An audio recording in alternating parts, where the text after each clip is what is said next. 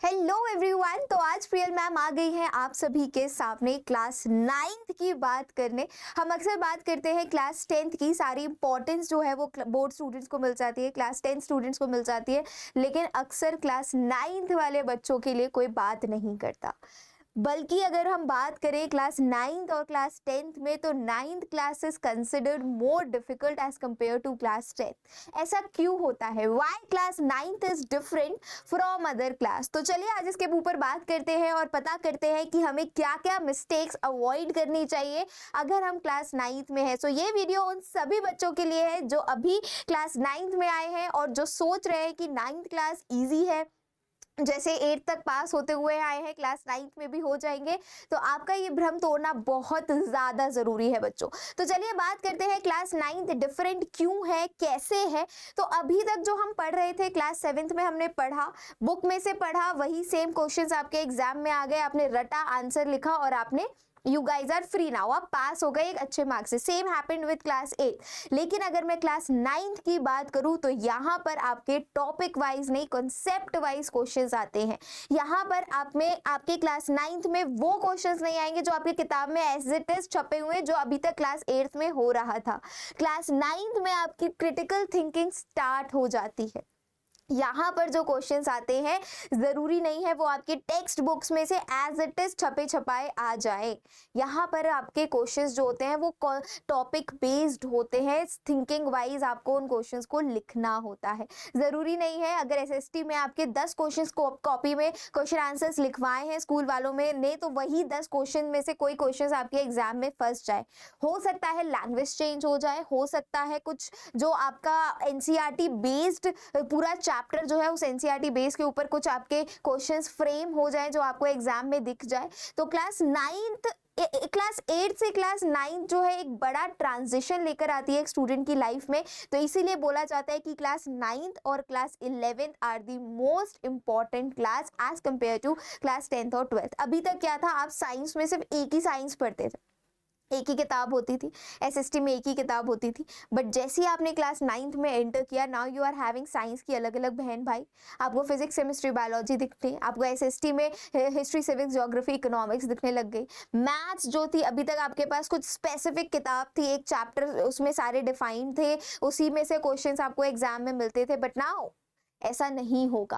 अब जो क्वेश्चंस आने वाले हैं, अब जो आपका एग्जाम पैटर्न होने वाला है वो थोड़ा सा अलग होने वाला है, क्योंकि अभी तक जितने भी आपने एग्जाम्स दिए हैं उसका पैटर्न फिक्स्ड होता है एज कम्पेयर टू अगर मैं 10th बोर्ड्स की बात करूं तो ऑफकोर्स पैटर्न फिक्स्ड है। कितने नंबर ऑफ क्वेश्चंस हैं, how many sections are there, एक पर्टिकुलर सेक्शन में कितने नंबर ऑफ क्वेश्चंस है, that is absolutely fixed. But हम ये प्रिडिक्ट नहीं कर सकते कि पेपर में क्या आने वाला है। अगर मैं बात करूं क्लास 8th तक तो हम अच्छे से प्रिडिक्ट कर सकते हैं, अराउंड 95-99% तक हम पेपर प्रेडिक्ट कर सकते हैं कि इस बुक में से ये क्वेश्चंस है, इन्हीं क्वेश्चंस में से आपका पेपर बनने वाला है।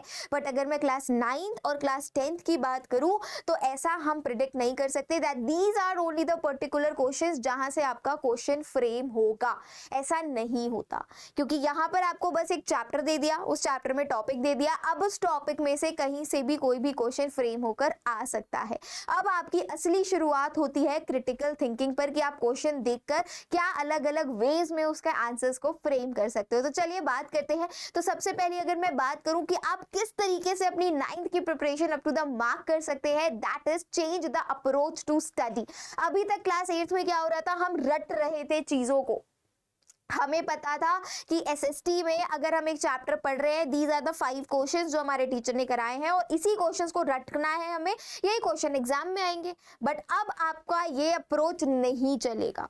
Now you have to start working on critical thinking, now you have to start working on the presentation, now you have to start working on your writing skills. अब आपको लिखने की प्रैक्टिस करनी है, अपनी अप्रोच चेंज करो। अभी तक जो पढ़ाई कर रहे थे क्लास 8 तक, दैट वाज टोटली डिफरेंट। लेकिन अगर मैं क्लास 9th की बात करूं तो अब आपको अपनी पढ़ाई करने के क्या बोलते हैं, पढ़ाई करने के पूरे प्रोसीजर में चेंजेस लाने पड़ेंगे और अपनी अप्रोच, अपनी स्ट्रैटेजी को चेंज करना पड़ेगा। ठीक है, चलिए फिर इसी के साथ आगे बढ़ते हैं। The next point is start writing answers. As I have told you earlier कि अभी तक हम सिर्फ 10 लाइन का जो हमारा आंसर दे रखा था, हमने उसको रट लिया एकदम अच्छे से और वही हम एज इट इज पेपर में छाप कर आ गए। बट फ्रॉम क्लास 9 ये आपको पूरी की पूरी अप्रोच चेंज करनी है and you have to start practising answers. क्योंकि अक्सर आपने देखा होगा कि अगर मैं इंग्लिश की बात करूं, लिटरेचर की बात करूं, हिंदी की बात करूं, तो आपने पूरा चैप्टर पढ़ लिया, यू नो द समरी, अब उस चैप्टर में से कोई भी क्वेश्चन बन सकता है, ठीक है। अगर आपको आंसर तो पता होगा कि मुझे पता है इस पर्टिकुलर क्वेश्चन का आंसर क्या है, लेकिन मुझे नहीं आ रहा कि मैं इस आंसर को एक्सप्रेस कैसे करूं, मैं लिखूं कैसे इस आंसर को। क्योंकि अभी तक क्या हो रहा था, जो क्वेश्चन आंसर्स आपकी नोटबुक में आपके टीचर्स लिखवा रहे थे उसको आप लर्न कर रहे थे और एग्जाम में एज इट इज पूरा छाप कर आ जा रहे थे। बट फ्रॉम क्लास 9 क्या होता है, जरूरी नहीं है कि आपके वही क्वेश्चन आए जो टीचर ने आपकी नोटबुक में लिखवाए हैं। तो अगर कहीं से कोई क्वेश्चन चेंज हो गया, you know the answer, but आपको पूरा कॉन्टेक्स्ट पता है, एक स्टोरी का क्या कॉन्टेक्स्ट है, क्या उसका मोरल है, क्या स्टोरी लाइन है, यू नो एवरीथिंग। आपका अगर कोई क्वेश्चन आ गया तो उस क्वेश्चन का आपको आंसर भी पता है कि क्या होगा, but now you are facing problem in writing that answer.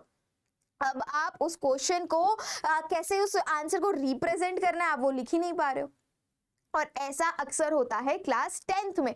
तो काफी सारे बच्चे सोच रहे होंगे मैम 10th में होता है तो आप अभी से क्यों बता रहे हो। क्योंकि बच्चों ये प्रैक्टिस आपको क्लास 9th से अपने अंदर उतार लेनी है, समझ रहे हो, एकदम इस चीज में आपको बेस्ट अभी से हो जाना है, प्रैक्टिस अभी से स्टार्ट कर देनी है। बिकॉज क्लास 10th में इतनी चीजें होती है, इतना प्रेशर होता है बच्चों के ऊपर कि वो इन छोटी छोटी चीजों पर ध्यान ही नहीं दे पाते हैं। और एग्जाम में अक्सर यही प्रॉब्लम होती है। मेरी बहुत सारे चेकर्स एग्जामिनेशन जो बोर्ड की कॉपीज चेक करते हैं उनसे बात हुई है, काफी सारे स्टूडेंट से बात होती रहती है, तो वो यही कहते हैं मैम हमें आंसर आता है, वी नो द आंसर, लेकिन उस आंसर को हमें रिप्रेजेंट कैसे करना है, उस आंसर को हमें एक्सप्रेस कैसे करना है वो हमें नहीं आता, हमें लैंग्वेज बनानी नहीं आती। होता है अक्सर, अपने आप से पूछो, सच्चाई अपने अंदर झांक कर देखो, क्या आपके साथ भी ऐसा होता है। Because when I was the student of class 9th and 10th मैंने भी ये प्रॉब्लम फेस की कि मुझे पता है कि इस पर्टिकुलर क्वेश्चन का आंसर क्या होगा, लेकिन अगर वो 5 मार्क में आया है तो I can't stop writing 2 lines of that particular question. मैं उस क्वेश्चन के ऊपर बेस 2 लाइन में आंसर कंप्लीट नहीं कर सकती, right. If it is a language का एग्जाम है, इंग्लिश का या हिंदी का एग्जाम है, 5 नंबर 4 नंबर का क्वेश्चन आया है, तो I have to write at least a para for it, but मुझे लिखना ही नहीं आता। तो इसकी प्रैक्टिस आपको आज से अभी से स्टार्ट कर देनी है। राइटिंग की प्रैक्टिस कीजिए, प्रेजेंटेशन की, किस तरीके से आप अपने आंसर को प्रेजेंट करने वाले हैं। पहले आपका टाइटल आएगा, फिर स्टोरी लाइन आएगी, फिर उसी को कंक्लूड करना है। You should know each and every step of how to present, how to write an answer. All right, clear. चलिए, the third step is note making is very important. अभी से आदत डालो बच्चों नोट मेकिंग की, अगर अभी तक आदत नहीं है। अगर आप साइंस पढ़ रहे हैं, अगर आप SST पढ़ रहे हैं, if you are attending a online lecture और एन ऑफलाइन लेक्चर, मैं उसकी बात नहीं कर रही हूँ। Make one thing very clear, आप किसी भी एजुकेटर से पढ़ रहे हो, ऑनलाइन ऑफलाइन, आपके हाथ में एक नोटबुक है। जैसे जैसे आपको टीचर पढ़ाते जा रहे हैं, आप you are started making your notes. क्योंकि क्या होता है बच्चों, एग्जाम टाइम पर हम पूरा का पूरा चैप्टर पढ़ने के उसमें फिराक में घूमते रहते हैं और हमारा रिवीजन अच्छे से नहीं हो पाता है। हम वहां पर उन टॉपिक्स पर ज्यादा ध्यान दे देते हैं जो इंपॉर्टेंट ही नहीं होते, जो एग्जाम में आने ही नहीं होते हैं। लेकिन व्हाट इफ अगर आपके पास खुद के नोट्स होंगे बने हुए, हिंदी का कोई लेक्चर आप अटेंड कर रहे हो, आपने क्या किया, पूरी हिंदी उस चैप्टर की समरी लिख ली। तो अब आपने क्या किया, उस पूरे चैप्टर को पढ़ने की बजाय वो समरी पढ़ ली, और उस समरी से आपके पास पूरे उस चैप्टर का कॉन्टेक्स्ट आपके माइंड में बैठ गया कि अच्छा इस चैप्टर में ये कैरेक्टर्स थे, ये स्टोरी लाइन थी, ये कंक्लूजन था, ऐसा हुआ वैसा हुआ। तो start making the notes from today. क्योंकि आप किसी भी टीचर का लेक्चर अटेंड कर रहे हो, बस आप ऐसे अगर ऑनलाइन लेक्चर अटेंड कर रहे हो, बस फोन में खोल लिया, लैपटॉप में खोल लिया और ऐसे देख रहे हो, उस पर्टिकुलर टीचर को ऐसे देख रहे हो, सुन रहे हो। You don't have to do this, आपको ये चीज नहीं करनी है।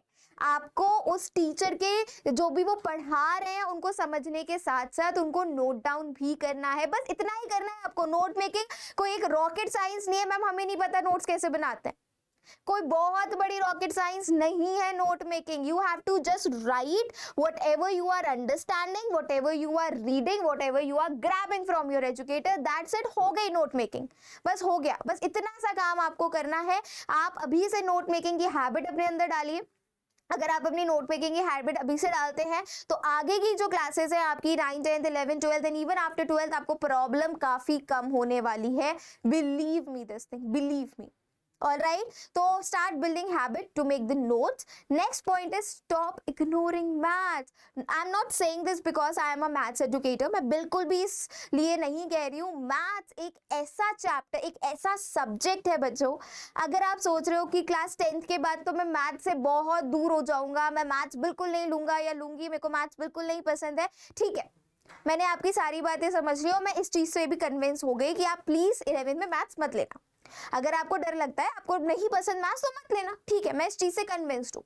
लेकिन अगर आप मैथ्स नहीं लेते हैं, अगर आप फिजिक्स चूज करते हैं, अगर आप केमिस्ट्री चूज करते हैं with biology, and if you are thinking कि मैथ्स वहां पर नहीं काम आएगी, मैथ्स से तुम्हारा पीछा छूट गया, तो I am really very sorry to say students, physics is the छोटी भाई छोटी बहन ऑफ मैथ्स. आपको फिजिक्स में बहुत सारे ऐसे कैलकुलेशंस मिलेंगे, न्यूमेरिकल्स मिलेंगे, जहां पर ऑटोमेटिकली आपको मैथ्स की याद आ जा रही है. ठीक है, कुछ बच्चे ये सोच के बैठे हैं, ठीक है यार, हमें तो साइंस ही नहीं लेनी, ना फिजिक्स ना मैथ्स, सबसे दूर रहना है, मैं तो कॉमर्स ले लूंगा. आपने कॉमर्स ले ली, अकाउंट्स में होती है बैलेंस शीट, काफी जगहों पर आपको मैच करना पड़ता है, कैलकुलेशंस होती है, मैथ्स होती है, तो उन सब चीजों की जगह जैसे क्या करना पड़ेगा आपको, you have to start working on maths. और believe me guys, till class 10th तक जो भी आप मैथ्स पढ़ते हो, आप कोई भी आगे फर्दर कॉम्पिटिटिव एग्जाम देने वाले हो, either it is of civil services और any competition like JEE NEET, कोई भी आप एग्जाम देने वाले हो, बेसिक मैथ्स हमेशा उसमें मिलेगी आपको. तो क्लास 10 तक तो मैथ्स, अगर आपने सोचा है कि आगे आपको मैथ्स नहीं लेनी, ठीक है, I am not saying to take you math, please take maths, मैं बिल्कुल इस चीज के लिए आपको नहीं फोर्स आउट करने वाली हूँ. बट जब तक आपके पास मैथ्स मैंडेटरी है, तब तक प्लीज स्टॉप इग्नोरिंग इट. पढ़ना स्टार्ट कीजिए, प्रैक्टिस करना स्टार्ट कीजिए, और मैथ्स आपको तभी एक रास आ सकती है, या फिर मैं बोलूँ पसंद आ सकती है, जब आप मैथ्स को थोड़ा सा समय दें और थोड़ी सी प्रैक्टिस करें. ऑलराइट, चलिए, तो last but not the least, खुश रहो, पार्टिसिपेट करो. अब आप बोलेंगे मैम किस चीज में पार्टिसिपेट करें, कैसे खुश रहे, इतना सिलेबस है, ये है वो है. इतना सिलेबस नहीं है, सिलेबस इज वेरी लिमिटेड. आपके पास पता है, आपको ये चैप्टर्स हैं, ये किताबें हैं, आपके पास सिलेबस लिमिटेड है, तो इतना प्रेशराइज मत फील करो, टेंशन मत लो. अभी आप एकदम हैप्पी रहो, खुश रहो, और हाँ, इसी खुश मिजाज होकर पढ़ाई में ध्यान रखो, क्योंकि आप जितने खुश रहोगे और खुश रहकर पढ़ाई करोगे ना, तो चीजें ज्यादा लॉन्गर टाइम तक आपके ब्रेन में सस्टेन करेगी. And if you are studying with a pressure, with a bad mood, frustrated mood, तो सॉरी टू से बच्चों, वो आपके दिमाग में तो आएगी चीज, but it will be not for a longer term, वो शॉर्ट टर्म के लिए आपके माइंड में स्टोर होगी. तो और पार्टिसिपेट करो का यहाँ पर मेरा मतलब है, अभी आप क्लास 9th में आ गए हो, सिर्फ एकेडमिक्स नहीं, एक्स्ट्रा करिकुलर एक्टिविटीज में भी पार्टिसिपेट कीजिए. समझ रहे हैं, जैसे आपके स्कूल में स्पोर्ट्स डे हो रहा है, एनुअल फंक्शन हो रहा है, drawing competition, music competition, guitar, dance, whatsoever, ये सारी एक्स्ट्रा करिकुलर एक्टिविटीज आ गई क्लास 9th में. क्योंकि अभी जैसे जैसे आप आगे बढ़ेंगे ना, तो चीजें थोड़ी वाइड होती जाएंगी आपके सामने, सिलेबस बढ़ता चला जाएगा, थोड़ा प्रेशर भी फील करने लग जाओगे. तो अभी थोड़ा चिल करो, खुश रहो, स्टार्ट पार्टिसिपेटिंग, स्टार्ट स्पीकिंग, अपनी इंटरपर्सनल स्किल्स को इंप्रूव करो, बढ़ाओ, और जितने भी एक्स्ट्रा करिकुलर एक्टिविटीज में if it is possible for you to participate, please go ahead. इससे आपका physical as well as mental development होता है, which is very very important in this stage, जो कि आपके लिए बहुत ही ज्यादा जरूरी है. तो I hope this video will going to help you up, and आपको पता चल गया कि क्या क्या मिस्टेक्स हैं जो आपको क्लास 9th में अवॉइड करनी है, और 9th कैसे डिफरेंट है अदर क्लासेस से, क्या एक ट्रांजिशन पीरियड आता है. तो इसी के लिए प्रियल मैम मिलेंगी आपको. इसी के साथ आज के लिए बस इतना ही. मैम मिलेंगे आपको एक अनदर वीडियो में. टिल देन एक गुड न्यूज बताऊं, क्लास 9 इस चैनल पे एकेडमिक वीडियो के साथ जल्दी आ रहा है. So stay tuned everybody, and if you are new to this channel, do not forget to like, share and subscribe. Priyal ma'am मिलेंगे आपको नेक्स्ट वीडियो में. Till then take care, stay safe, stay blessed, and bye.